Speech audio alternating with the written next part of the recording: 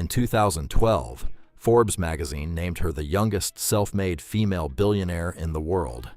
She was worth $1 billion. Her product was in every major department store on the planet. Oprah Winfrey had called it one of her favorite things. A-list celebrities swore by it. She had no fashion experience, no industry contacts, no investors, no business degree. She had $200 and an idea she cut out of a pair of pantyhose in her bathroom. Every manufacturer she approached said no. Every single one.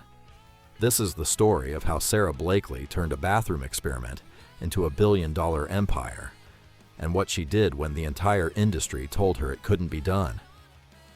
Empires and Ashes. Episode 3, She Was Told No. The Sara Blakely Story.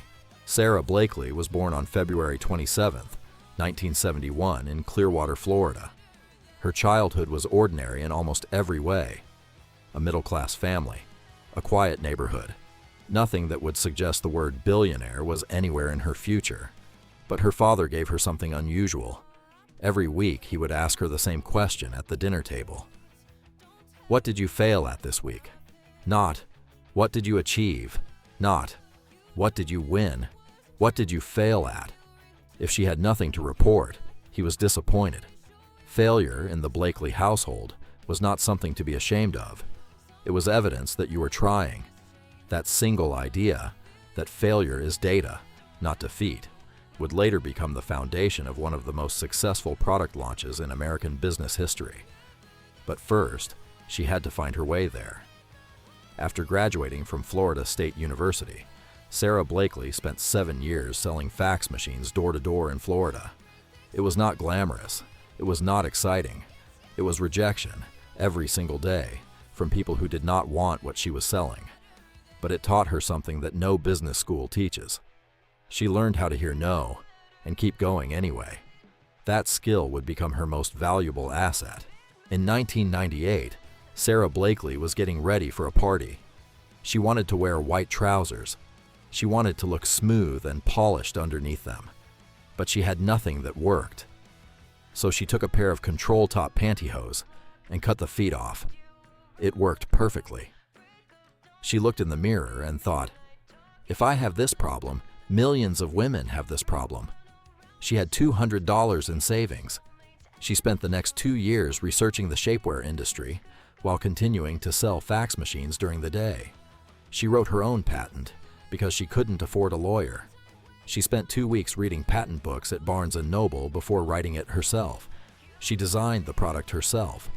She drove to North Carolina, the hub of American hosiery manufacturing, and began knocking on factory doors. The first mill said no. The second said no. The third said no. The fourth said no. Then, a week later, she got a call. One of the mill owners had shown her prototype to his daughters. They loved it. He called Sara back and said he would make it. She named the product Spanx. She wrote the marketing copy herself. She designed the packaging herself. She called Neiman Marcus directly, convinced the buyer to take a meeting, flew to Dallas and presented Spanx in a department store bathroom, demonstrating the before and after on herself. Neiman Marcus placed an order, then Saks Fifth Avenue, then Bloomingdale's, then Bergdorf Goodman. Then Oprah Winfrey discovered Spanx and named it one of her favorite things of the year. Spanx sold 20,000 units in the first 3 months after Oprah's endorsement. The girl who had been selling fax machines had just built a company worth hundreds of millions of dollars, and she had done it without giving away a single percent of equity to investors. She owned 100% of Spanx. But empire building always comes with a cost.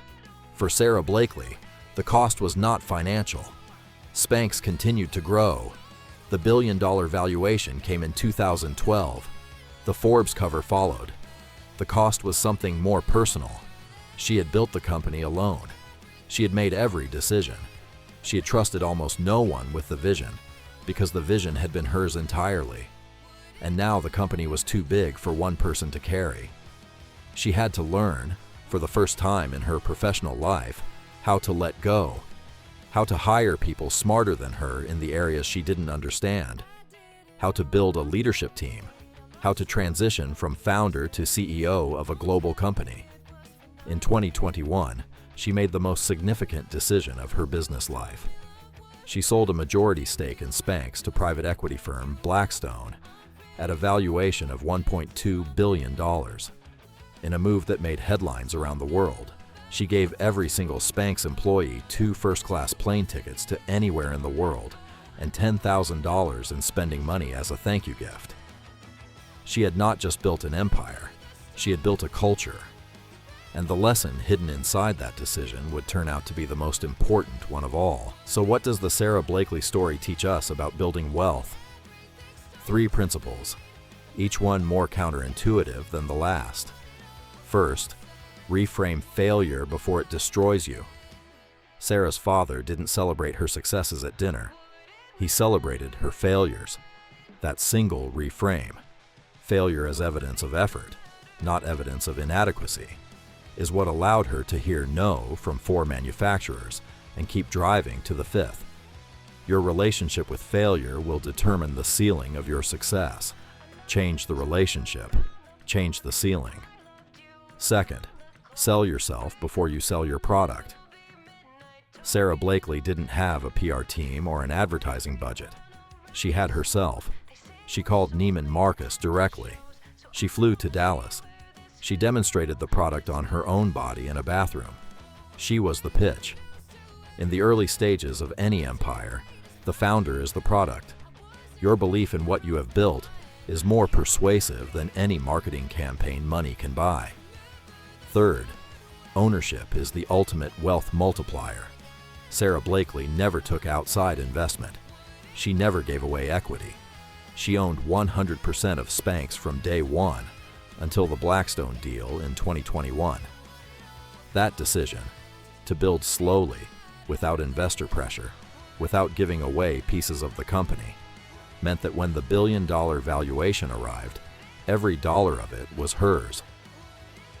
Ownership is patient, ownership is quiet, and ownership is always worth the wait. From a bathroom in Florida with $200 and a pair of scissors, to a billion-dollar empire built entirely on her own terms. Not luck, not connections, not a business degree. A problem she solved for herself, and then solved for millions of women around the world. Sara Blakely built her empire by refusing to accept that no was the final answer, and by owning every single piece of what she created. But next week, we tell a story of a different scale entirely. A man who left a 6-figure Wall Street job to sell books from a garage in Seattle. His colleagues thought he had lost his mind. His parents thought he was throwing away his future. He was building the largest company on earth. Next week, Jeff Bezos, the man who built the everything store. Subscribe, notifications on. The next story drops in 7 days.